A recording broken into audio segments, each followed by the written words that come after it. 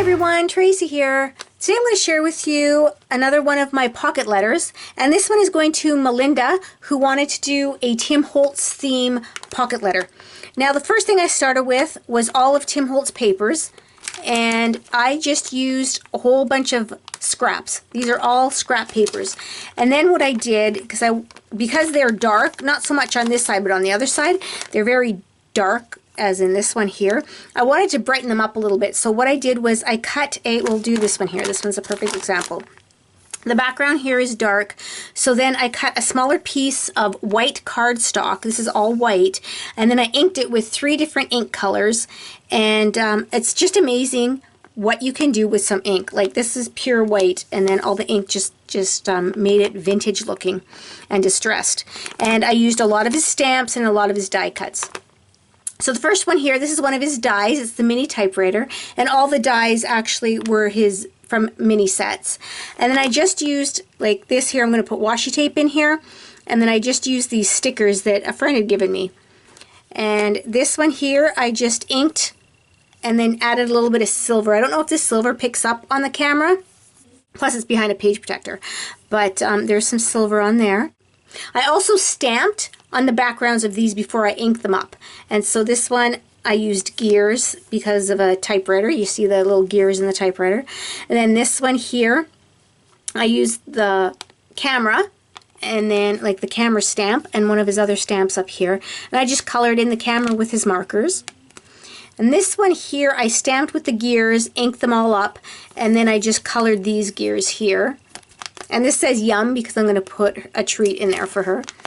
And then this here is a right now tag, and I got a lot of these ideas from Elise, and she has some really good ideas for pocket letters. So this is where I got the right now idea from.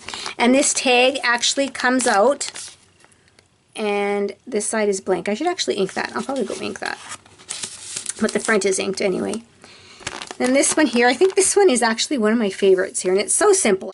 I just stamped the eye chart on here, inked the little piece of cardstock, and then added some of these felt glasses. These glasses were on a little paper clip, and I just took them off and adhered them on there.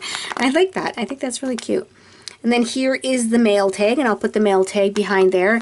And again, I just inked this tag and then used those stick-on letters. This one here, for the background, I did a whole bunch of clock faces. I don't know if you can really tell. It's hard to tell within the page protectors. And then I added the clock on here. Now the centerpiece of the clock face isn't on here. This is another stamp I used, and then I just cut it around and popped it up.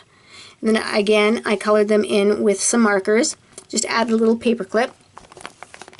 This is where my letter is going to go, and again, I just stamped the nibs and then inked around the edges.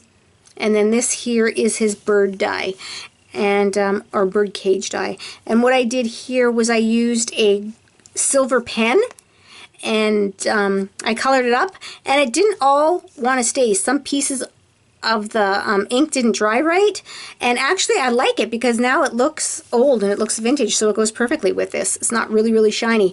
And then I just stamped on the background. I stamped his butterfly die, or butterfly stamp, and colored them in with his distress markers.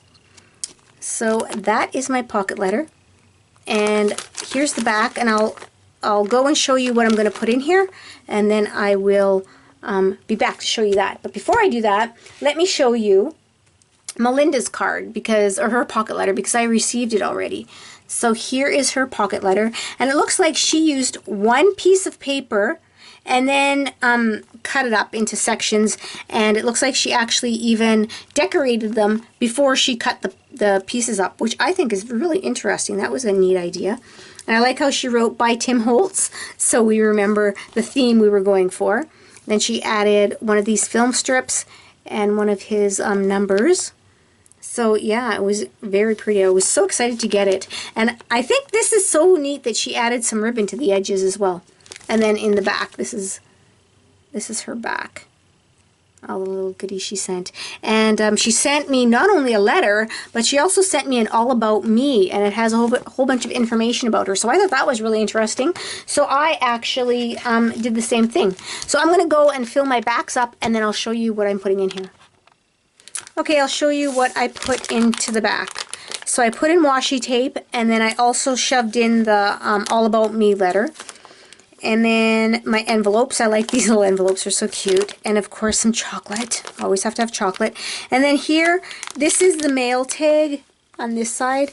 I put the questions, and I wrote, if you could travel anywhere, where would you go? The second one is, what is one thing you do every day? And the third one is, if you could only do one hobby or craft, what would it be? And then on the other side of the tag, I wrote my answers. Because I used all these different die cuts, I figured I might as well cut her some out. So all of the die cuts on the front, I cut in this craft color. I cut them in black, and then I also cut them all in white. So she can color the white ones up if she wants, any color she likes. And then in this tag here, or this pocket, I just added some tags, the ones that I punched the little decorative bottoms. And then this here is the letter about me. So that is my tag for her, and I hope she really likes it. So what I did was I made this tiny little cute, adorable little banner for when I folded up the pocket letter, and I will show you that near the end. But what I did was I wanted two sides to this, so I can just take the twine and put it in between the banner pieces and then adhere it this way. So what I did, because this punch here just punches out like that, here, let me just use this piece of paper here. I'm sure you can figure it out yourself, but let me share with you here. So I fold my piece of paper, and what I want is, actually, I want the top of the banner. I do it upside down, but what I want is the top of this banner to just be just a little bit above this folded piece of paper. So I'm just going to rip this because this is just for showing purposes. So I'm going to have to cut this so, oh, it'll fit. Okay. So I want this piece, because it has to go in this way, but I want it to be just a little bit below where I punch. You see that little gap there? And the reason I want that is, if it's higher up, I'm going to cut out two pieces. But if it's lower down, it won't punch that little area here. It won't punch this top part. There's a little gap in there, so it'll still fold. And let me show you that. See? So it can still fold. I know it's not the best camera angle here, but whereas if I didn't leave that little gap, then I would have two separate pieces. See? Oops. But because I left it just a little bit above the fold, then this is able to fold. It's one full piece now. Just thought I'd share with you that little tip. So here is how I packaged up the pocket letter. What I did was more or less the same as I did with my other ones, except for the doily I sprayed it because the white was too stark white, and with this being a vintage or a Tim Holtz antique kind of feel to it, I didn't want the bright white doily. So I just spritzed it with some sprays and then attached the banner on with some washi tape. So there we go. I hope she enjoys it. And thank you everybody so much for watching, and I hope you all have a very creative day today. Bye now. Every second there's a second chance. I know that there's a problem in my head that